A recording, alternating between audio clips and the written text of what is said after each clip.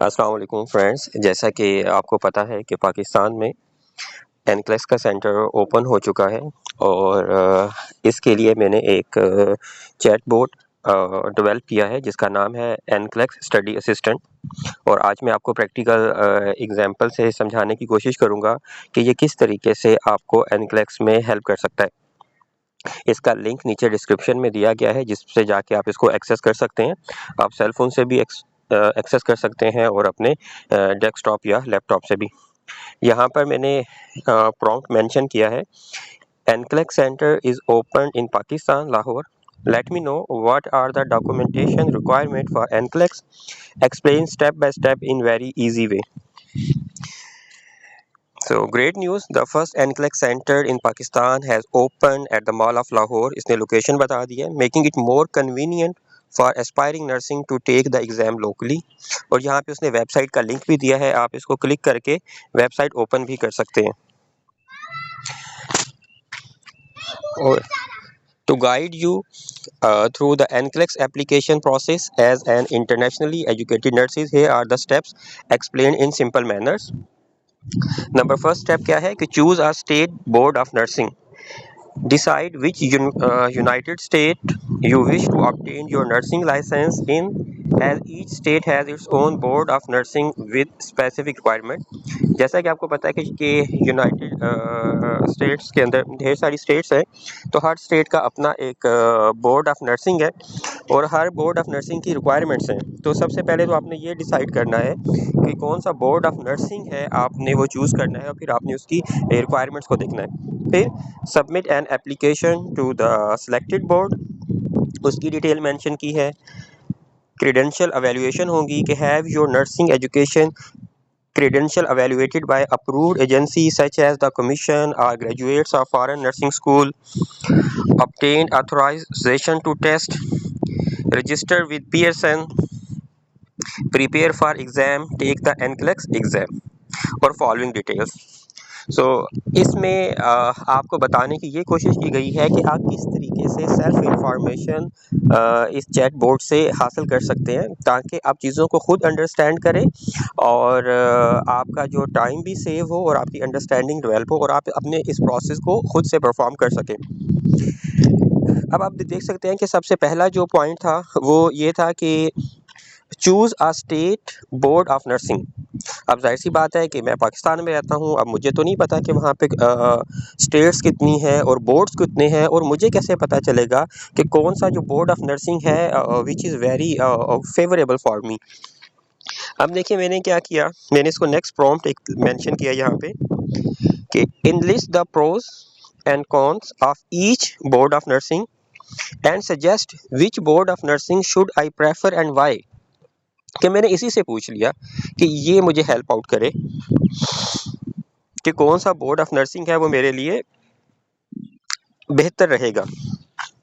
Choosing the right state board of nursing is crucial for internationally educated nurses aiming to practice in the United States.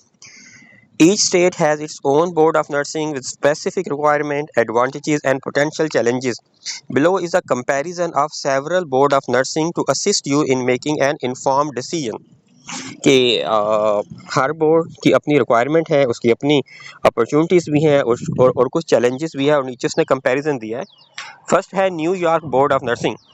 इसके benefits क्या हैं कि no social security number. अब social security number क्या होता है इसका मुझे नहीं पता, अब मैं नीचे इसको मेंशन कर दूंगा कि मुझे सोशल सिक्योरिटी नंबर के बारे में एक्सप्लेन करें। New York does not require a social security number for licenses application, simplifying the process for international applicant. अब देखिए, अब ये इंफॉर्मेशन आप वेरीफाई भी कर सकते हैं, यहाँ पे लिंक भी दिया हुआ है, अगर आप इसको क्लिक करेंगे तो डायरेक्टली लिंक ओपन हो जाएगा। अभी क्योंकि मेरे पास इंटरनेट का एक्सेस ऑफ है तो वो लिंक ओपन नहीं हो पा रहा। सेकंड था कि no English proficiency exam required, कि applicant are not mandatory to submit English proficiency test score. और इसके ड्रॉबैक्स क्या हैं कि इसका लॉन्गर प्रोसेसिंग टाइम है, the applicant process can be longer compare to the other state. इसी तरीके से सेकंड बोर्ड है that is a Texas board of nursing. इसके अंदर भी सोशल सिक्योरिटी नंबर की रिक्वायरमेंट नहीं है और इसका स्ट्रीमलाइन प्रोसेस है।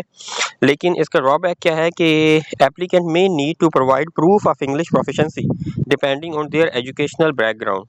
तो जो मुझे समझ आई है तो यह है कि टेक्सास के अंदर अगर आपने एनक्लेक्स के लिए अप्लाई करना है उस बोर्ड के ज़रिए, तो आपको अपने इंग्लिश का टेस्ट